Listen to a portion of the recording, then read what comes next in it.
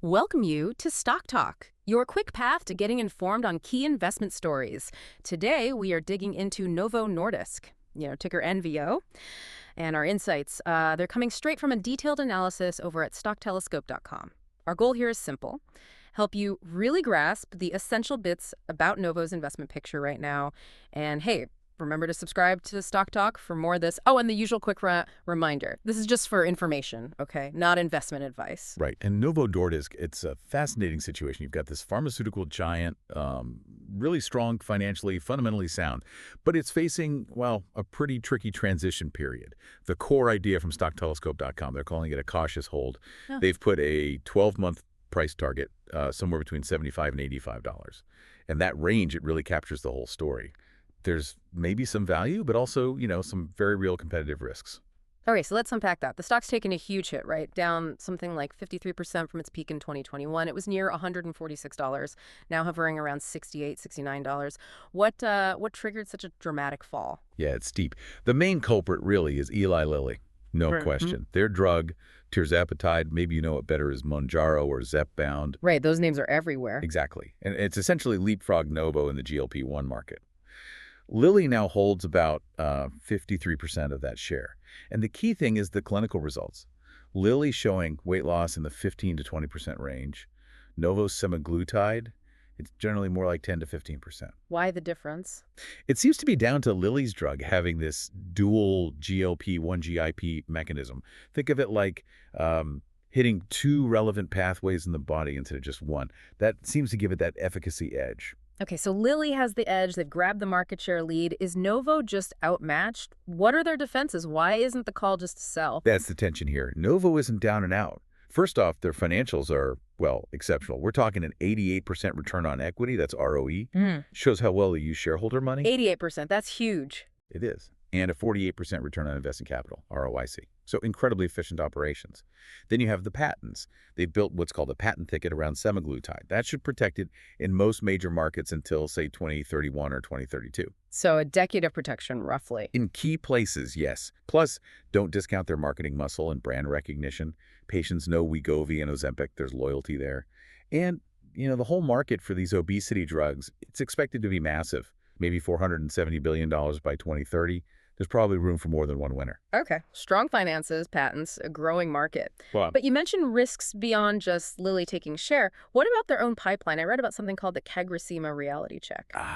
yes, CagriSema. That was a bit of a blow.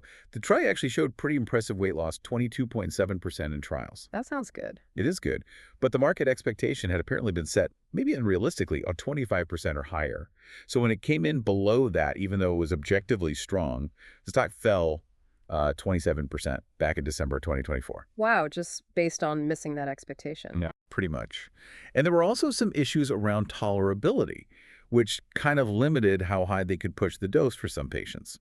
They do have other things cooking, like anacretin and UBT251, but CagriSema really highlighted how much they need a major breakthrough to truly fight back against Lilly's lead.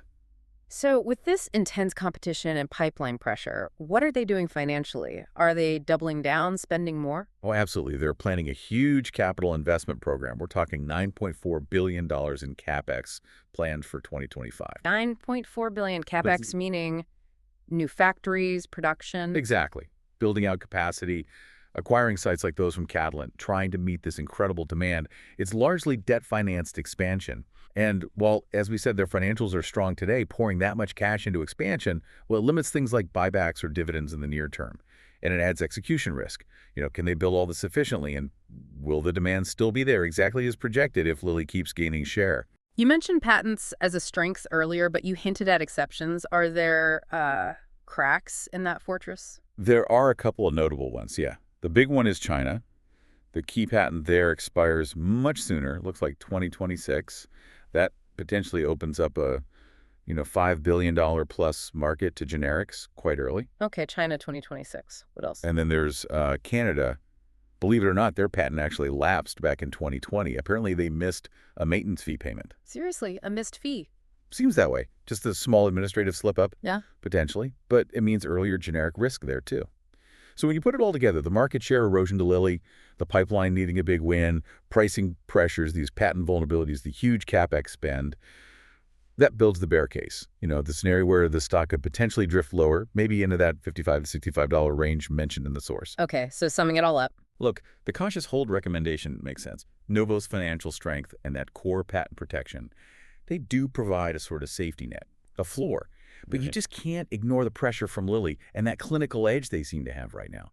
It warrants that caution. What's really fascinating here, I think, is seeing a market leader, a company with truly incredible financials, face such a profound challenge because a competitor comes out with something clinically superior. It really makes you think, doesn't it?